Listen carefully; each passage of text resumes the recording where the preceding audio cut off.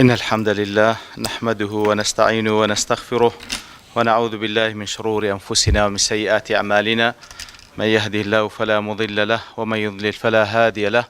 أشهد أن لا إله إلا الله وحده لا شريك له وأشهد أن محمدا عبده ورسوله. يا أيها الذين آمنوا اتقوا الله حق تقاته ولا تموتن إلا وأنتم مسلمون. يا أيها الناس اتقوا ربكم الذي خلقكم من نفس واحدة وخلق منها زوجها وبث منهما رجالا كثيرا ونساء واتقوا الله الذي تساءلون به والأرحام إن الله كان عليكم رقيبا. يا أيها الذين آمنوا اتقوا الله وقولوا قولا سديدا يصلح لكم أعمالكم ويغفر لكم ذنوبكم ومن يطع الله ورسوله فقد فاز فوزا عظيما. أما بعد فإن أصدق الحديث كتاب الله وخير الهدي هدي محمد صلى الله عليه وسلم وشر الأمور محدثاتها وكل محدثة بدعة وكل بدعة ضلالة وكل ضلالة في النار. بەڕێزان خۆشحاڵین لە وانەی پێنجەم لەوانەکانی تەزکیە. خوای گەورە بە فەزڵی خۆی کۆی کردینەوە،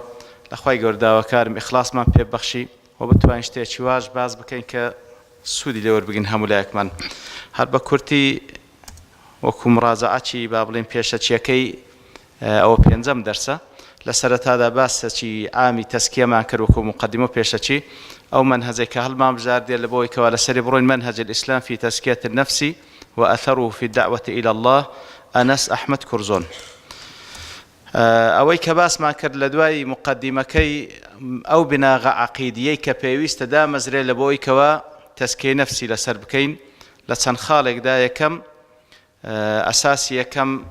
تەوحیدی رب العالمین کە بریتە لە ئەشهەدو ئەن لا إله إلا الله باسمان کرد. دووەم دەستگرتن بە کتاب و بە سونەتی پێغەمبەر صلی الله عليه وسلم کە ئەویش لە پێداویستیەکانی أشهد أن محمدا رسول الله. سيميان إيمان بقضاء وقدر كأستا إن شاء الله باش بابلين بشك ما لباس كده بشك شماية تارة مشيان إيمان بروج دواي. لا إيمان بقضاء وقدر وكو معلوم زنابتاني ك براستي بشي بابلين ركني شمل أركان كان إيمان بالله وزور زورج مهمة. طبعا هم أركان كان مهما بلان مسألة أو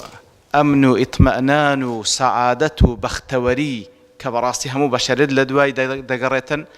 يكيك لا بيداويستي حرق رنگا كاني أو بختوري كبشرد لدواي دقري إيمان هنان بقضاء وبقدر. يترلير دا لاواني رابردو باس ما كرد مسألة قضاء وقدر بكورتي يعني سكبو خوي وبابة زور زيادة لو دقري بەڵام بابزانین بەروبوومەکانی سێ کاتێکەوە ئیمان بە قەزا و قەدەر دەینی بەروبوومەکانی سێ. یەکەمیان لە کاتی موسیبەت جەزا و فەزا و بەڕاستی خەم و خەفەت داد ناگری و لە کاتی خۆشیەکانیش بەتران نابی، لە خۆ دەرناسی، لە خۆبایی نابی. لەبەرەوەی کاتێکەوە ئینسان ئیمانی بە قەزا و بە قەدەری خوای گەورە هەیە سوبحانەه وتەعالا دەزانی کەوا خۆشی و ناخۆشی مصیبەت و ناز و نعمەت هەمووی قەدەری خوایە سوبحانەه وتەعالا. نا ئەو خۆشەی کە بەدەستی هێنایە لە ئازایەتی خۆیتی و بە زیرەکی خۆیتی تاوەکو بتەمایکەوە پێ بە تڕامبی و خۆی لەبیر بکا و تۆغیان بکا. نا ئەو مصیبەتەش کە بەسەری هاتیە لە نەتیجەی ئەوەی کەوا بەخۆی نوقسانیەکی هەیە مەعەداوەی کەوا زۆر جاران ئەسبابەکانیشی مهەیە دەبیت کە گەر خوای گەورە شتێکی بێوێ بکا هيا له أسبابه أسباب كانشي خوي جورا لبو ديني تبيش برام زور زار المصيبات كإنسان مخفتي لي دخوا لو مصيبة تانية كوازيات لهيج لدى صلاة ويدانية تركاتي كوا قناعتي و أوشتي كرويدا لخوشي ولا ناخوشي خوي جورا برياري دا وبرياري خوي جورش برا لحكمة أو زامنتي بقميانتي نقم نخفت دخوا لسر مصيبت نا خوشي لبير ذكاء لكاتي ناز نعمت. وكو خواي قورد فرمي ما أصاب من مصيبة في الأرض ولا في أنفسكم إلا في كتاب من قبل أن نبرأها. هر مصيبة يقرب دا لسر يزوي بقشتي يان لنفسي خود بتايبتي إلا لكتابك واتل اللوح المحفوظ نوسرايتوا من قبل أن نبرأها وكلواني رابطش باسمان كركا بيان صوصم دفرمي بيش خلقي آسمان كانوا زوي بپنزاه هزار صال خواهي قورها مشتكاين نسيتوا أوشتش إن ذلك على الله يسير لا رب العالمين زور آسانة لبرتسي خواهي قوروا حقا ما لو بازدكا لكي لا تأسوا على ما فاتكم أويك لا دستتسو خفتي لمخو أو نسرايتو 50,000 صال بيشي دروزبوني آسمان كانوا زوي ولا تفرحوا بما آتاكم وتفرحوا لربا معناي بطر دي واتبا معناي مغرور بون دي مغرور ما بن بويكا بدستان هنا أولا لا إخوة سبحانه وتعالى والله لا يحب كل مختال فخور إتر كاتك وإنسان أو قناعة يقيني لو دروز دبي بالتأكيد أو آرامي لنا ودرو دروني دادا مزري قولة ابن مسعود لسر بابتي إخوة لراز دفرمي لأن أعض على جمرة أو أقبض عليها حتى تبرد في يدي يعني أقر بانقرأ أقرأ بينم بددانا كان يخوم لنا ودو يخوم بنيمو بيقزم بانقرأ أقر قان لنا ودستي خوم بنيمو حتى صار دبيتو أحب إلي أن أقول لشيء قضاه الله ليته لم يكن أوام لا خوش ويسترا بانقرأ أقرأ لدي خوم بدانا كان بيقزم يعني لنا ودستم حتى صار دبيتو أو آزارم پێ خۆشترە لەوەی کەوا شتێک خوای گەورە تەقدیری کردبی و ڕووی دابی بڵێم خۆزگا ڕووی نەدابە تەماشاکە چەند مهمە یعنی ئەو ئێش و ئازارەی لا ئەهوەنترە لەوەی کەوا خەلەلێک لە عەقیدەی دروست بی بڵێ خۆزگا ئەو شتە ڕووی نەدابە ئەوەی ڕوویدا تەواو دەبوایە ڕوو بدە و خاڵی دووەم ئەوەیە کە لە نەتیجە و بەربوومەکانی ئیمان بە قەزا و قەدەر أو إنسانا شجاعة آزاتي لو دروز دبي وهروها جود سخاوت واتا بخشين لاي دبي تشتيشي آسائي لبروي أو إيمان داري كوا إيماني بقضاء وقدر خواي قوله سبحانه وتعالى يقيني ويا أو ذاتي كوا جيان مردني لبردستهر الله سبحانه وتعالى نبرو پێشچوون لە بۆ جێبەجێکردنی فەرمانەکانی خوا و جێبەجێکردنی حەق و ڕاستی لەسەر ڕووی زەوی ئەزەلت دەینتە پێش نە لە ماڵێ دانیشتن و تەنازولکردن و وازهینان لە کارکردن لە بۆ خوا ئەزەلت تەخیر دەکا قەزیەکە بڕایتەوە هیچ شەک و گومان لە ئەوەی نییە کەوا لە چەندین ئایەت خوای گەورە سوبحانەهو وتەعاڵە دەفەرمی بە هیچ شێوەیەک لا يستأخرون ساعة ولا يستقدمون ساعاتيش لقرآن بيروز ولا مصطلح الشرعي أو ساعتي من يكش يصدق بنا بمعنى كمترين مدي زمني بمصطلح ما يعني يك ثانيش أجر كمتريش هبي نية نايك لحظة لعمر الدريج دبيتو نايك لحظة لعمر كم دبيتو أو كخواي ور تقديري كده مثلا رزقش بها ماشية مثلا رزقش بها ماشية وكاتك أتو طبعا أتوك أو قناعة لو درزبو إنسان لبرسي دا ترسي يعني لرزقي دا ترسي يعني لأزلي دا ترسي سبحان الله هادو شيش برايتو إتي لسي بترسي كواتا كقناعة يقين بأزلكي هاد شجاعة إقدام لو دروز دكا براستي شجاعة إقدام لو دروز دكا كيقين قناعة بمسألة رزقك هاد كبرايتو لا رب العالمين نزود سخاوة لا دروز دكا نزود سخاوة لا دروز دكا إتر زور مهمة ويكل بربو مكان وكخواي قد فرمي فإذا جاء أجل لا أستأخرون ساعة ولا يستقدمون لسندين آيات طبعا وهذا فرمي أينما تكونوا يدريكم الموت ولو كنتم في بروج مشيدة بروج وتقلاي زور قايم بروج مشيدة لقلاي زور قايم دابي أو إكوا برياري مدنين لو درتوا خوشكي أو ملك الموت اعتراف بهيج حدود وقوة بشريناك أبدا إتر لهرچیان دربی که عجل هاد داد کجی لخالی سیام که لبربو مكان إيمان هنام بقضاء وقدر بذل الجهد وطرد اليأس يعني عادة لو أنا خلق قواتي بقى كما دلين قضاء وقدر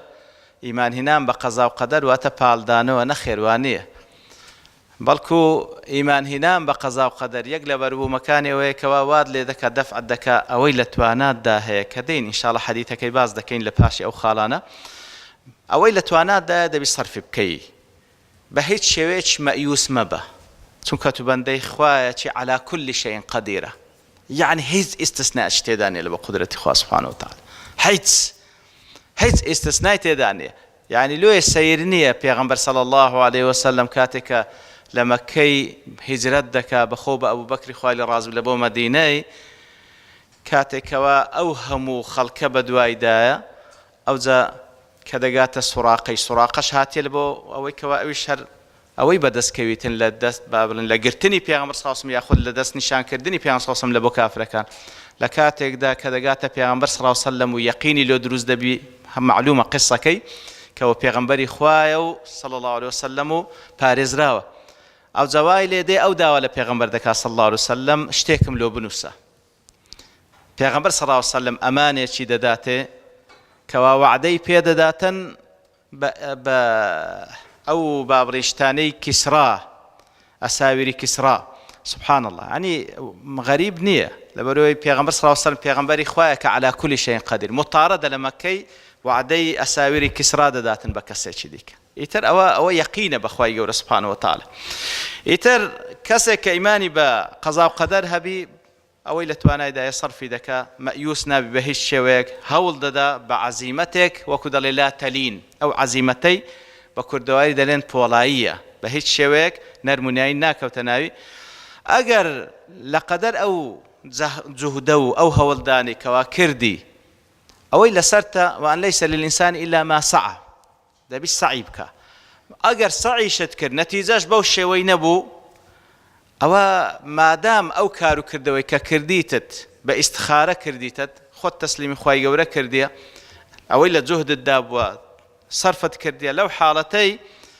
ئەگەر هەدەفەکەشی نەپێکا زۆر ئاسایە لای. یعنی کەسێک ئیمانی بە ئاخرەت نەبی، بەندایەتی لە بۆ ڕەب العالەمین نەکا، کاتێکەوە جوهدی سەرف دەکا، ئەگەر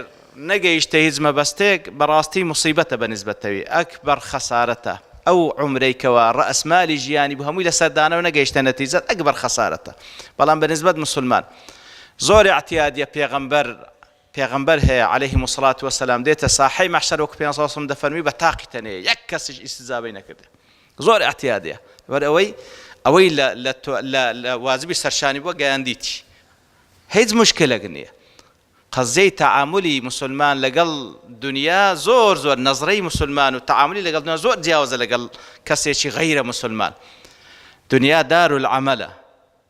قیامەت دارولجەزایە. کەواتە ئەگەر نەتیجەکەشی بەو شێوەی نەبوو کە ئەو داوای دەکرد، مادام ئیستخاری کردیە و لە ڕێگای صحیح ڕۆیشتە، هیچ مشکلەکی نییە. بە هیچ شێوەیەکی وەسوەسە و ظنون و ئەو بابەتانە ناتە ڕێی و ناتە دڵ و دەرونی. لە خاڵێکی دیکە لە بەروبوومەکانی ئیمان بە قەزا و قەدەر سەلامەة الصەدر من الأحقاد والحەسەد، ئەو دەڵات ئەگەر بە تەواوەتی یەقینی بە قەزا و قەدەری خوای گەورە هەبی، نابی حەقدی تێدابی، نابی حەسوودی تێدابی، لەبەر ئەوەی مەسەلەی حەسوودی خەتەریاتەکەی لە چدایە؟ حەسوودی خەتەریاتەکەی لەوەیدا وەکو زانایان دەڵێن اعتراضە لەسەر قەدەری خوای. لۆ فڵانە کەس ئەو هەندەی پێدرایە بە من نەدرایە، لۆ فڵانە کەس لە من جوانترە، لۆ فڵانە کەس شەهادەی لە من بەرزترە، لۆ فڵانە کەس إلى آخره. ئەتۆ دەرگای بکەیەوە لە خۆت، ئەوجا حەدت وەلا حەرەج، بە هەزارەها احتیمال و پرسیاری شەیطانی و لە نەفسەوە لە بۆت دێتن. بەڵام کاتێکەوە تو ئیمان و یەقینت بە قەزا و قەدەر هەیە، یەقینت بۆی هەیە ئەوەی کە خوای گەورە لۆتی اختیار کردە باشترین حاڵەتە، و دنیاش وەکو دیسانج دەڵێنەوە دارولعەمەل و دارولجەزا، زۆر اعتیادە، هیچ حەسوودی لە دڵت نامین، لۆ حەسوودی لە بکە. یعنی ئەو خوای کە ئەتوو بەندایش لۆ کە خەزائینی پڕە، حەزت لێ داوای لێ بکە لە خەیری دنیا و قیامەت. یعنی ئیلا دەبی لە فڵانە کەس وەرگیرێتەوە زە بدرێتە تو، ئەوە فەهمەشی سوبحان الله چە وەکو بڵێ عەقلیەتێکی نەخۆشە لە تەعاملکردن لەگەڵ نعمەتەکانی دنیا. ئیتر ئەوەش یەک لە بەروبوومەکانە. و لە خاڵێکی دیکە وەکو دەڵێن الثەمەرەة العوظما، گەورەترین پاداشتی ئیمان بە قەزا و قەدەر چییە؟ ئەوەیەکەوە لە قیامەتێ بریتێ لە ڕزامەندی ڕەب العالەمین و هەروە لەو ئەجر پاداشەی کە بەدەستی دەینێ. هەندێک وەسیەتی پێغەمبەر صلی الله عليه وسلم تاوەکو ئەو نەفسەمان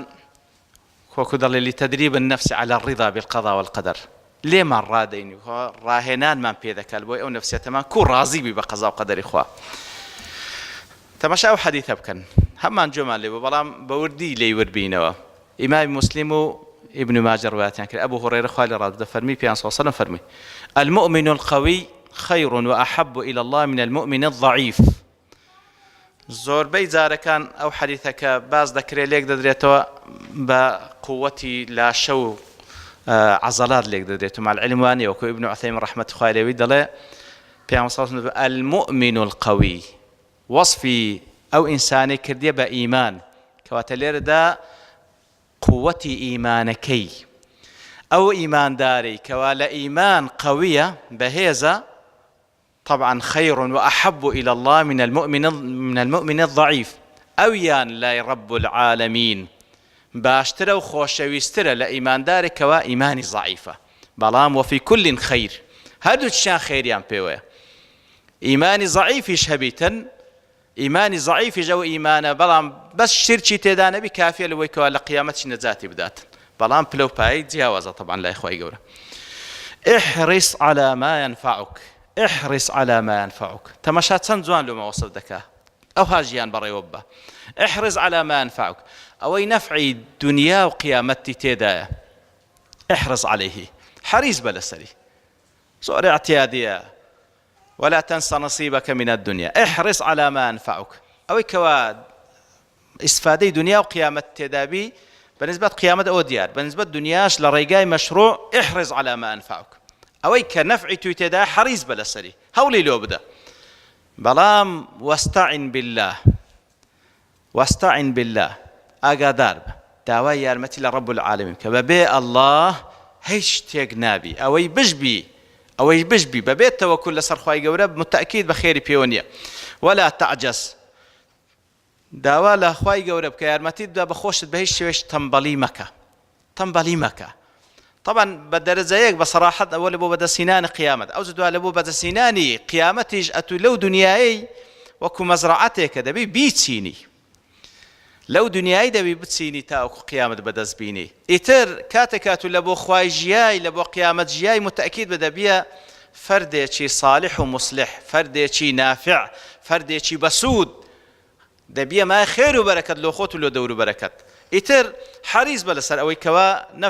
نفعي تويتدا داوا يارمتي رب العالمين كبخوت تنبلي مكة وإن أصابك شيء إتر كاتكواتو خلاصة يعني داوا يارمتي لخواي يورك أو إلا طاقتها صرفت كرديا إن زاهرشتك هات السري فلا تقل لو أني فعلت كان كذا وكذا أويك بحسرة إنسان براستي أو درجاي لخوي بكات بحسرة خوي دكوجي أجر وام بكر دبايا أو هذا بو برام وام نكر بزانة تسمع بسر هاد نا وامله فإن أصابك شيء ما دام طاقة خو صرف كرديا ما دام داويار متي لخوا كرديا هرشتك هات بيشد تبله قدر الله وما شاء فعل وفي رواية قدر الله وما شاء فعل هادوش تقريبا معناه كان نزيك الكتري يتربله خواي قرواي تقدير كردبو اوي خواج بيستي لسر هر اودك وكل واني رابر دباس ما كر ما شاء الله كان وان لم يشأه الناس اوي خوابي به هر اود بي اگر خلشي جنانه وما لم يشأ لم يكن وان شاءه الناس والله همو صروا دنيا خربيتوا بانس جنوا لاول واخره حريص بن يكنو كدرزي قازان زت بيبغينن ناتوانن پێ بگەینە ئەگەر خوا سبحانه وتعالى بڕیار نەداوێت والعكس بالعكس کەواتە ئەگەر شتێک ڕوویدا بڵێ قدر الله وما شاء فعل خوای گەورە تەقدیر کردیان قدر الله و هەر قەدەری خوایە و بڕایتەوە ئەوەی خواش ویستی لەسەرە هەر ئەو فإن لو تفتح عمل الشيطان چونکە کە گوتت ئەگەر وام بکرد بە وام نەکرد بە ئەوە دەرگایەکانی شەیطان لۆ دەکاتەوە خوا پەناماندا لخالشي ديكا كبراستي عيني فعلا خالشي زور مهمة بيغمبر صلى الله عليه وسلم فيري كردينا مسألة استخارة زور مهمة لبوي كوا خود لي رابيني كوا راضي بقضاء وقدر إخوائي قوله حدثك بخاري ونسائي ابن ماجه وإمام أحمد جابر كرة عبد الله خوي رضي فرمي كان رسول الله صلى الله عليه وسلم يعلمنا الاستخارة في الأمور كلها كما يعلمنا السورة من القرآن. تماشاك سنبه مهمي يعني پیغمبر صلى الله عليه وسلم استخارة أو دعاء فير كربوين هر وكو سورتك لقرآن فير دكن أو ده مهمة. إتر أو ذا وكو معلومة هر كسي كوابتما إذا هم أحدكم بالأمر هر يقلنقو بتما اشتيك بو بادور كا نواج بكا من غير الفريضة يعني نابية لنا ونواجي فرض دعاء استخارة بكي دبي دور كعتي زياواز بي غيري نواجي فرض أو زدوا أو دعاء ذكي كمعلومة اللهم نستخيرك بعلمه واستقدرك بقدرتك. إتر أو دعاء لكن جين ذكي زورق لعلماء دلين لتحياتي أخير دعاء لتحياتي با دعاء استخارة بي كبتماي أوشتي. طبعا لو زوجك ده فرميتن ذكري لنا ودعاء كشد ناي أوش تجبيني كبتماي أوشتي كبتماي كأتودة توي استخارة خواي جوربكي ذكري اللهم استخيرك في علمي لفلان الشت دشكري هاد بمطلق باسك أو كبيان صوصم ده فرمي أو ذا يان لا بيش سلام دانوي لتحياتك دعاء كدكي يان لدواي سلام دانوي هردوشان علماء قسيان لسر كرديو زوري علماء دلين لبيشي تحياتك يعني لبيش سلام دانوكي يعني وكو ملاحظات دعاء كان پیغمبر صلى الله عليه وسلم هيج واردني لدواي سلام بوبي سلام دانوي لدواي سلام دانوي پیغمبر صلى الله عليه وسلم تنها ذكري كرديا او واردة لپیغمبر صلى الله عليه وسلم او واردة لپیغمبر صلى الله عليه وسلم كوا تهول بدين دعاء كان من لازمني وش استخارة لتحيات بكين لدواي او كوا تحيات تاو دكي طبعا لبيت قال تحياتيش بعام سجود زي جاي دعاية أقرب ما يكون العبد إلى ربه وهو ساجد وأقرب ما يكون الله سبحانه وتعالى قريبا من عباده في الثلث الأخير من الليل هول بدأ لسيش أخيري شو تامكاتك طبعا بس لو حالتي أتدو قربتها هم بخود زور نزيتي لسجدي هم رب العالمين هاتا أسماء الدنيا لسيش أخيري الشو حاجتي خود لوي ترحيكا أوي هيت اللي ترحيكا لبو رب العالمين. إتر كاتك واستخارة دكي تمشاك يعني أتو برز بخوا دكي سبحانه وتعالى أخوا أجا أوش تباشا لبو دينم لبو معاشم واتلدو دنيام لبو عاقبتي أو كارو كردوي أخوا لهم تقدير بكي لبوم آساني بكي بركة داري بكي أجر دزاني أوشتش يا رب العالمين شر تيدا لبو دينم لبو دنيام لبو عاقبتم خوا ليمي بدور بيخو بخوش مي اوي ليم دور كيو امنيش لو يدور كيو واخوا تقدير خير ملو بكي اوي كبخود دزاني واشم لي بكي راضي بو خيرك اتو لبوم ديني يعني خلاصي كلام بخوي دعاء استخاره خو تسليم كردنا دعاء استخاره خو تسليم كردنا لبو خوي جور سبحانه وتعالى او ذا شرط الا باشو دعاء استخاره كر خوني ببيني نخير اشتواني يعني هز لحديثك اي باس نكره اگر خون الديد او باشتريش يعني رؤيا صالحه او مجددره وكم مبشرات وكم اصلا بازك اگر خوني شد نديد اتخذ تسليم اخوا كرديه كخذ تسليم اخوا كرديه لدواي او استخاره كرد متاكيد با او شيء كلبود استخاره كرديه لبوي استخاره كرديه بو خيري تدا نبو بزانه بالتاكيد خيري تدا او بو يقيني تعامل لك اخوي يقولك سبحانه وتعالى مساله يقين زور مهمه للتعامل لك اخوا سبحانه وتعالى يقين يعني ان شاء الله لو انا هلا وانا كاين داهاتوش بمفصل باسكن يقين يعني يك بوينت بابنين 0.000 يك لاخري يعني كان نسبه زور كما او هندشكو جمان النبي حد شكو جمان النبي صد لصد يقين تبي بخواي جور سبحانه وتعالى صد لصد يقين تبي كخواي جور يسمعك صد لصد يقين تبي كخود تسليمي كردي خواي جور خير اللو ديني بو يقيني تعامل لك خواي جورك متاكد بتوش خساره دناي يتر شدني خوني بيني لواش عجيبتر او كوا بتسيلاي كسيك بلي لبوم بكا تو استخاره ملوبك بحيت شوي واردني قتل سنه بيغمبر صلى الله عليه وسلم نبوه كسل بيغمبر صلى الله عليه وسلم مبارك ترو متقي ترو عالم ترنبو بخوا حج واردني صحابيك سوي تخزمت بيغمبر صلى الله عليه وسلم يا رسول الله تو استخاره ملوبك قد اشتوى نبوه بيغمبر صلى الله عليه وسلم هر يق لنقو بالا خوي بك آخر لو واستق لبيني تو لبيني خواها بي سبحانه وتعالى خود تعاملي مباشر لقى خوابك سبحانه وتعالى لا خالش ذكر عين لتدريبي لتوكو لتدريبات نبوية لبويك فيرما ككون راضي بقدر إخوة لو حديث إمام مسلم رواه كرد أبي هريرة دجرت خوالي راضي بدفرمي انظروا إلى من هو أسفل منكم دائما لأمور دنيا لناز نعمة كان دنيا فير بالتماشي خوار خود بكي انظروا إلى من هو أسفل منكم ولا تنظروا إلى من هو فوقكم فهو أجدر أن لا تزدروا نعمة الله عليكم براستي أو علاج شي زور مهمة زور بي خمو خفض لوي أتو تماشي سروي خود دكي كتماشي سروي خوشت كرد بحياتي ناقي ما بست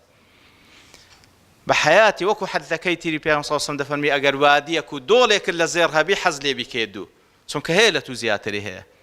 كرتتو حز دكي بكيسي دفتركت هي حز دكي أو دفترت خود نكيوه حتى دي كيدو كبودو أو زار أو دو دفترش دس لينا دي سبحان الله خواب نام عنده إتر تماشي خوار خود بك تماشي خوار خود بك يعني علاج شي زور مهمة لحديث يشكش عن بخاري مسلم روات يعني أبو هريرة قال رضي الله عنه صلى الله عليه وسلم فرموا إذا نظر أحدكم إلى من فضل عليه في المال والخلق فلينظر إلى من هو أسفل منه بعد تماشي خوار خوي بكاتن كواتا أمل الدنيا بيستا تماشي لأمور دنيا دائما تماشي خواري خود بك دائما تماشي خواري خود بك سبحان الله أو برياني كموجود بن داني عصر ما مستا شيرزاد لي ربو لمجلس شي خوش هندك باسي خلشي دارفوري دكر لبومان زداواش مان لك كإن شاء الله وكم حاضريك باس بك خلشي دارفور لتس محنتك دجيان جورترين مصيبتي عنديغو جورترين مشكلة کە بەیان دابین ناکرێت صابون نییە خۆیان پێ بشۆ سبحان الله يعني ئەوەندە فەقیر يعني بشتي عجيب وغريب باز دەکرد چێ لەمە ئێستا لەو ظروفەی ئەو هایەکەوە صابون نەبی فڵچە و معجونی نەبی ناز يعني شتی زۆر عجیب و سەیری باز دەکرد کە بە پشتوانی خوای گەورە تەکلیفمان لێ کردێ لە محاضەرەیەکی باسی بکاتن بەعام ئیتر هەرچەندە ئەتوو هەز بە نوقسانی دەکەی متەئکید بە زۆر لە خوارەتوو هەیە لا أمور دنيا تماشي خوار خود بك بعكسه ولا أمور آخرتيش بعكسه تماشي سروي خود بك يعني زور زارن أما مقياسي غلط من بيه كرة دي أما باشين خود سما كده لتاو خلشي يعني خوي مقارنة دكا بكسي خراب خو الحمد لله نعارقي دخومو نسيناي دكم كرة آخر كده بيت خود مقارنة بكي بوانا يعني بيواني سلاف رحمة إخوان لي بدانجو أجر بياوي صالح باز بكري كنا في جانبهم لصوص أوان خوان بسروي خوان مقارنة يعني بياوي بخوان طبعا عجيبا أو زمان دانجو أجر بياوي صالح باز بكري أما لا ريزي وان مقارنة ما دزين هذا مقصد يعني دزي لنويش دزي لا والحاصل كواتب راسي وزور مهمة يعني لدين تمشي سروي خود بك لبرو بفعلي مقصريته حمومان مقصرين هموی مقصرين بلام لدنيا تمشي خوار خود بك بس اگر عكس بو خدا قد مرتاح نابي لدنيا تمشي سروي خود كر لدينش تمشي خوار خود كر متأكيد ببو خداي نا لدنيا نا لقيام دي استراحة دكي أخير نقطة كباس كان لو موضوعي هندك أحاديث هي مثلا استوكوا أو حديثك وإذا ذكر القدر فأمسكوا إمام تبراني رواية كردة والبانيش تصحيح دكا لسلسلة صح حديثي دي كاش معنى هم تنها وبنقل كردة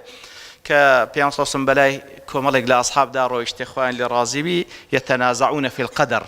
منازعيان بولا مسألة قدري إخوة سبحانه وتعالى بيان صوص زورت وربوة حتى وصف بيغمبر كان صلى الله عليه وسلم دو مساوي سور بويتوا وكو بلي دن كهنار لدو مساوي التقيبي أو حصور بويتوا صلى الله عليه وسلم إتر أو حديثان كنت تعامل قبل كذا باش ما لو باسي قضاء وقدر بكين لو بيان صوص مدفن وإذا ذكر القدر فأمسكوا راوستن باسي مكان مسألة كتسية علماء دارين أو حادثان كوا نهي لكرا باس كردني قدر أويا مقصود تيدا الخوض بلا علم ولا دليل بل خوض بالباطل ببيع بلقو ببيع علم بكوينا ومسألة قدر الخوض بالباطل براستي فأمسك أقدر بموضوع حساسة أجر علم اللي نقصي لمك علم اللي قضاء وقدر نقصي لمك فأمسكوا كواتا أوي كنهيا نهي لكرا أجنا خو ركن شمل أركان إيمان كودا بيمتينا جم ونيا كودا بيتينا جم نهذا بقصيلة بكرة بلام بعلم قصيلة بكرة نوك بباطل وهرها أن يخوض الإنسان معتمدا فيه على العقل البشري القاصر أوش كآفتك براسي زوربي بنا والعياذ بالله زوربي مسلمانان يعني توشاتنا عقلي كدي تحاكم لسر قرآن والسنة ولسر أو مسائلان بتايبتيج مسألة قضاء وقدر أو لو حالتج نابي براستي بهي الشيء قصة قضاء وقدر بكرة بمسألة عقلي بشري مسألة نصوصة وهروها أويك ونهي لكرا أويك إنسان باس لقضاء وقدر بكببي أويك ولدلو درونه والتسليم بوبي براستي وكوت ما تسليم بوني دي بمسألة قضاء وقدر خد تسليم رب العالمين بك أجر خد تسليم نكي بحقت باس قضاء وقدر مكة وهروها البحث في الجانب الخفي من القدر باس كردن لا أنا خفي وشارع وكي شيء دزاني تسلبو من نسرايا لبو لحظة شي ديكا لبو تو لبو وي شيء دزاني تسلبو بشرتين نسرايا لبو ساعات شي ديكا هو لا أنا خفي كي طبعا خواهي قوله هموي لا معلومة يعني سبحان الله يك لا صفات كان عظمتي رب العالمين كو ماضي لا إيما رابردو لا إيما معلومة بهمان شيء وداها تجلا خواهي قوله هموي معلومة بلان بالنسبة إيما مخفية كوات قصة كردن لا نشارا وكي كوات سرود داس بيني أو أشهر عيني نهي لكرايا وهروها لمن أراد أن يسأل أسئلة اعتراضية يعني أو كساني كواد يعني دائما اعتراض بقرن وكوبلي أري باشا لو خواي يقول فلان كسي دا فلان كسي برياري قوم راي لسردا لو أو كسا فهذا الرجل كبير وما زال حيا وهذا الشاب الصغير لماذا مات فلان كز عمري أو هندي نامري أو جنزلو مرت سبحان الله الدنيا بيربو برايك باس كل دايري لقلمانه والله باس يكسر شكر نازم قوتي تلبي متوسطي شوي نستي وسبني هالنستايتو حيز أوشي نبو حيز بحزارها حالتي وهونيا كواتا ناكري بليلو نابنا قدري خوان ناكري بليلو أو أدبي بنداتيني برانبر بخوا سبحانه وتعالى كاتو الله إيمان بخواتي الحكيم هيا خواتي الرحمن الرحيم كودا ليلو نابي بليلو سبحانه وتعالى كواتا أوي كوا باعتراض ديو باسي وبابتان بك يشبه ماشيوا وهروها أو كسي كوا درباري حكمة لزورشتان باز دكا إذا كان يسأل مستفهما للتعلم فهذا غير إذا سأل متعنتا للاعتراف كواتا براستي يعني دو برسيار هيك هي هل لبوي برسيار ذكر لبوي حكمة كده يتيبقى بلام بيستبزان يعني بعضين عقلي بشري مداركي محدودة وكو كوتساومان محدودة بيستنمان محدودة هموتوانا كانمان محدودة عقلي بشريش محدودة كواتا يعني لا أوشتاني كوا معلومة لحدود الشرع ببرسي اعتيادية تيبقى بلام لوي زياتر بتسي لبوي كوا مقابل مسلمان كانش توشكو مان بكي طبعا أوش نهي لكراه كواتا تنازع لقدر وكودلي بتماي كباسمك لحديث كيتر كان دقدر ضعيف فبهر حال بتماي وكوا منازعة واختلاف لسر درزبي أوشيان نهي لكراه كواتا خلاصي كلام قصة كردن ببيع علم لقضاء وقدر أو منهي عنه في أنصاصنا فرمويتي باسي مكان أويدك باس كردن وكو ركن يقل أركان كان إيمان تيجيشتن بمبستي أوي كوا فعلا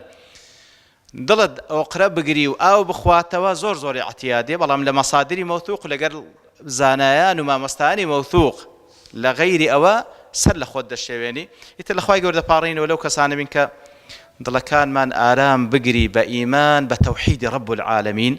وإيمان بقضاء وقدر رب العالمين وما اللي بكاتنك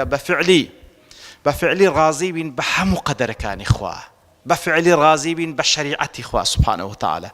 بفعلي راضي بين بهموش تيكلا قرآن السنة هاتية متأكيد با وكو زارش كجباس ما كل خلال أو سلسلة وكو محمد حسين يعقوب دلتن أقرد تبيب زاني خواي قورة ليد رازية لضلي خود ببرسة أتو تسن لخواي رازي سن لقضاء وقدر خواي رازي سن للشرعي خوا رازي بزانا أون دش خوالتو رازية أجر دلت قردي تداو بزانا خواي قورش أون دليدنا رازية يا ربي خواه أو رزامندي من بيب بخشي يا ربي خواه لمن راضي بي. وصلى الله وسلم على نبينا محمد وعلى آله وصحبه أجمعين، وآخر دعوانا الحمد لله رب العالمين.